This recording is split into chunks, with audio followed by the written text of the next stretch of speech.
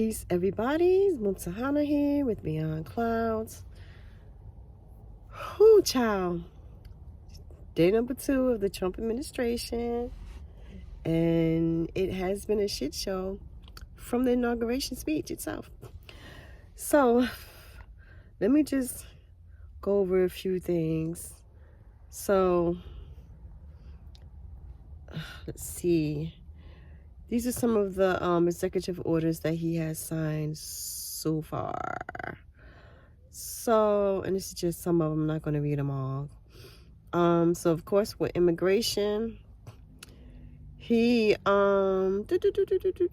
declared an emergency at the U.S.-Mexican border and is vowing to deploy troops there, as well as the National Guard. He's instructed the Secretaries of Defense and Homeland Security to construct additional border barriers. He has designated certain international cartels and organizations such as MS-13 as foreign terrorist organizations, and announced plans to invoke the Alien Enemies Act of 1798 to target them. Let's go down. Nearly 1,660 Afghans who had been cleared to resettle here in the country in sanctuary cities have been, their flights have been canceled. He's also, he's ordered Homeland Security to terminate, quote, all categorical parole programs that are contrary to the policies of the U.S., establishing his executive orders, including those for refugees fleeing Cuba, Haiti, Nicaragua, and Venezuela. What else? Let's go down further. The birthright citizenship. He has ordered that babies who are born to mothers who are unlawfully and lawfully who gave birth here in the United States, that their babies and whose fathers are not U.S. citizens or not lawful permanent residents, that their children cannot, even though they're born here in the States, they cannot be citizens, U.S. citizens. Of course, there are already lawsuits, I think from 22 different states, lawsuits against them, including ACLU has a lawsuit pending against that. So I'm wondering, of course we know, but I'm wondering, you know, there are a lot of women from European countries who come over here to have their babies so that their babies can have dual citizenship. I wonder if that is also for them. Anyway,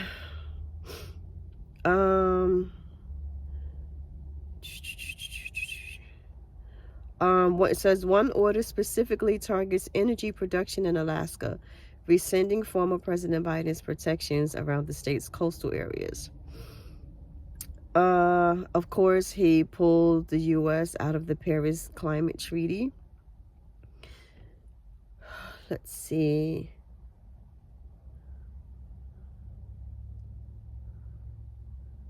And this has been back and forth. You know, he pulled America from the Paris Climate Treaty when he was president before. And then Biden put us back in on day one. And then this guy, day one, checks us back out. So, let's see what else. Oh yeah. Trump established Monday that, quote, it is the policy of the United States to recognize two sexes, male and female, on official documents. These sexes are not changeable and are grounded in fundamental and incontrovertible reality. Transgender Americans were a central target of Trump's often hyperbolic and outright false campaign trail messaging. So anyway, just, you know, all these little goofy things, which are tremendously dangerous. Let's see what else he did here.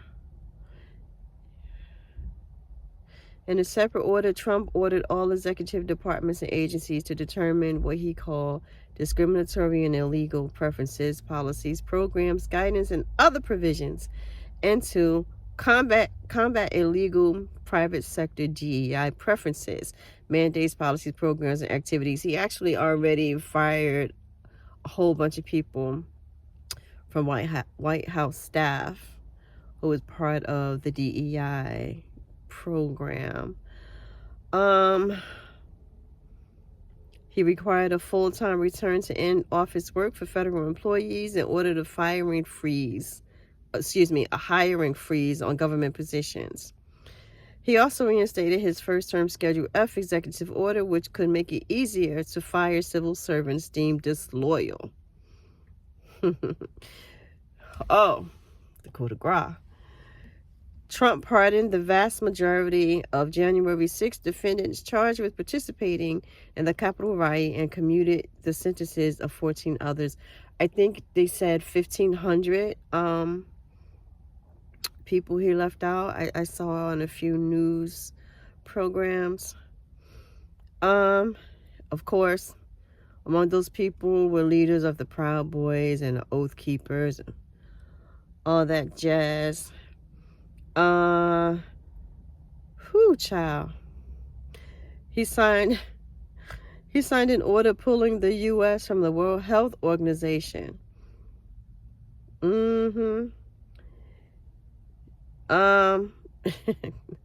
Trump signed a number of other executive orders and actions, which include ensuring government agencies do not unconstitutionally abridge the free speech of any American citizen. So you can say whatever the hell you want to say. You know that'd be for certain people. Yeah, so I mean, you know, I can go on and on with this. But I'm going to use this time, and I understand that this is probably far too soon for many of you. It's okay. I can deal with your backlash and all that jazz. But I do want to point out that had we come together as a nation and voted into power the one party who would have been for all people, we wouldn't have this issue. We wouldn't have had to deal with genocidal maniac Kamala Harris, nor this genocidal maniac and transphobe, and we wouldn't have had to done that. Jill Stein and the Green Party itself is pro, again, Indigenous people. Mountainality will not be being renames or given back the name Mount McKinley. You could forget about any. Listen, he already said we're gonna dig, right? It's a wrap. All you fracking, all that. The earth, they don't care about no earth. They don't care about human beings. Why would they care about the earth? Why would they care about the water? Green Party, we would have been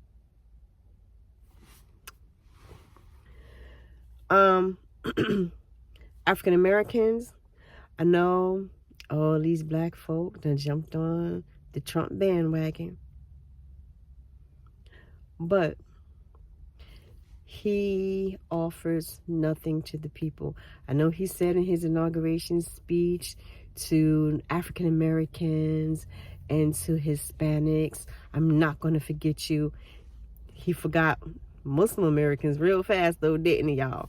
But all of you who were too afraid to vote for Jill Stein because you thought Kamala might get it, so let's just go on ahead and vote for Trump.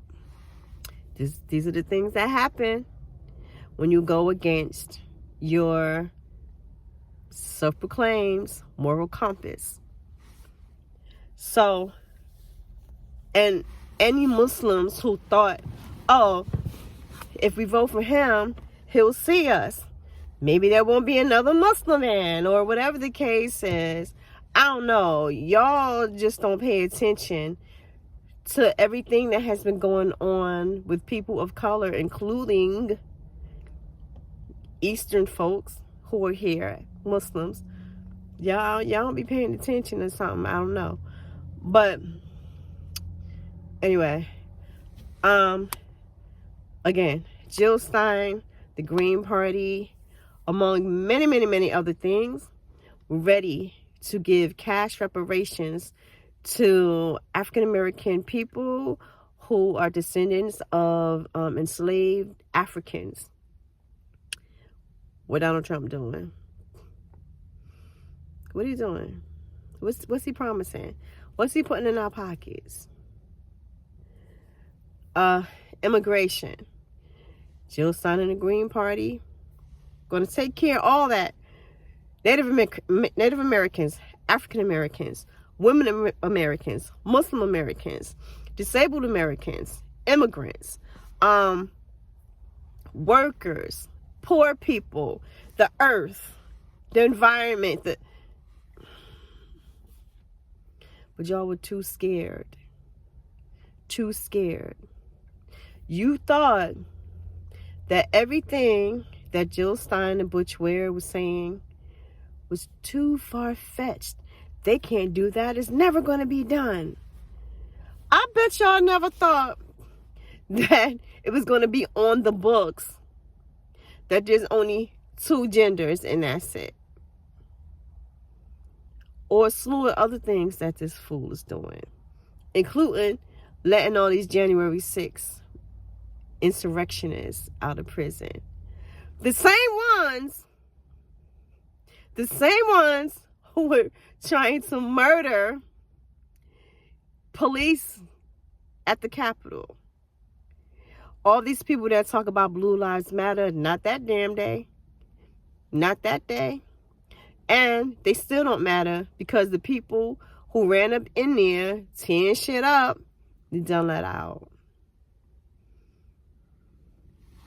But y'all thought that taking care of the people was far-fetched. And let me just say, for people who are, all in their high horse and, feeling self-righteous and everything, and will make up all these reasonings like where there are only 2 genders and all that. That is beside the point. The government has already made it where you can be non-binary, you can be trans and all that. It's already been done. The point of the president and the government is to advocate for the people, all people, all people. It don't matter what you believe. It doesn't matter what your scriptures say.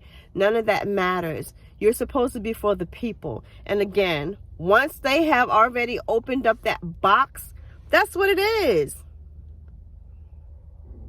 That's what it is.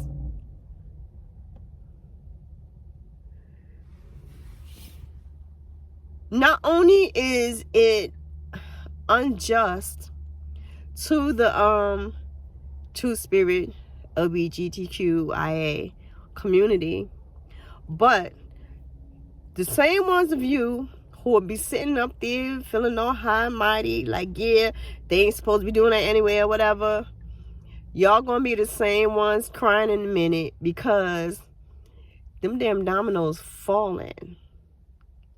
And the same way, they can just do whatever they want to, apparently, even though some lawsuits are probably going to hold up. They are signing things into law, this administration, left and right, willy-nilly. A whole lot of them going stick. So what do you think is going to happen when they start coming for people of color outright, where it's not only immigrants that you could feel, well, they taking our jobs anyway? How they taking your jobs if they're goddamn illegal? Y'all don't want none of the jobs they do. Either you don't want them because they're menial jobs, or they're jobs that take skill. And most Americans ain't got no damn skill. You don't know how to build a house, or, you know, do landscaping or masonry, those trades anymore. So you just talking smack because they're immigrants. And you, just like they, are feeling very supremacist. But what happens when they're no longer coming for just the immigrants? Or just whomever does not look like you? When they're coming for you next? When they start looking at black doctors and black teachers at university, or black police sergeants, or black fire chiefs, or, you know what I mean? Then what? Y'all act like they can't do it. Why the hell can't they do it? They doing everything else. You think you precious? They don't care nothing about you. Me? None of us.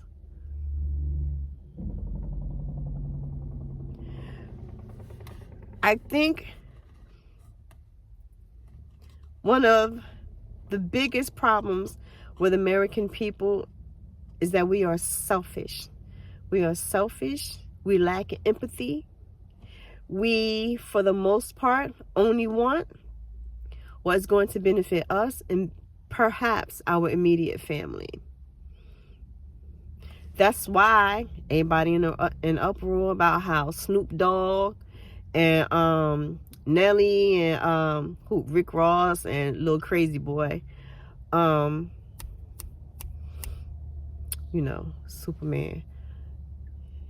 Can't think of the boy name, but y'all all up in arms because they performed for Donald Trump, and they straight up telling y'all, I don't give a goddamn what y'all say. Got that money. That is the American way, boo. It's the American way. Why y'all acting like y'all don't know about the... Listen, the same people who talking smack, they ain't gonna give up their music because, again, no moral compass. You benefit from something you like. You can live without their music. You can live without dealing with them at all, but you're not going to, because what people do all the time, I saw this with R. Kelly years ago, back in the 90s or whenever it was, when those sex tapes came out with him pissing on a little 15-year-old girl in a sex tape. How many of y'all didn't give up that damn music? And even after this whole last huge expose, when he finally got put in prison, still people today come up with reasons why, yeah, but you got to separate the actions from the music. Bullshit. Bull. Y'all just ain't got it in you. And folks can get all mad at Snoop and all them if you want to. Y'all one and the same. The only thing, they don't want you to give you no money. But most of y'all that's pitching the bitch, y'all would have done the same thing. I ain't with it. But I have a track record of standing 10 toes down on what I say I'm about for decades. But, child, we will never learn. The truth of the matter is, we enjoy being oppressed people. You know nothing different. Complaining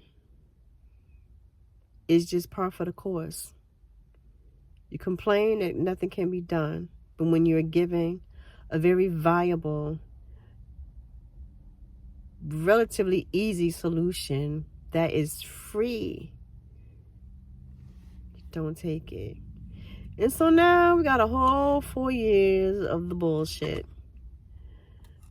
with Elon Musk's Nazi having ass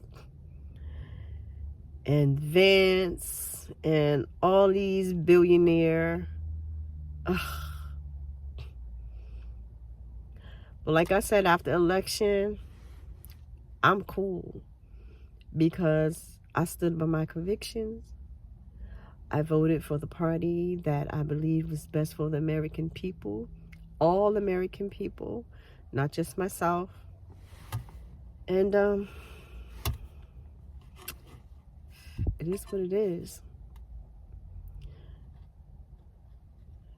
I would say that I hope the rest of you can look at yourselves in the mirror, but I don't even think that crossed your mind, because it's too busy saying, if they would have voted for Kamala. Kamala is a murderer, period. With degrees, yes. With a pretty face, if you're into that sort of thing, yes. With her white husband, yes. With her years of experience, all that. A murderer nonetheless, arrogant nonetheless, part of the same oligarchy nonetheless. If you want change for the people, you have to be ready to sacrifice. And the vast majority of people, as we saw, do not want to sacrifice. And you must be courageous. Vast majority of the people, not courageous. And you must have faith in the Creator. Vast majority of the people do not have faith in the Creator. Don't. So, this is what we're stuck with. Kasara, kasara.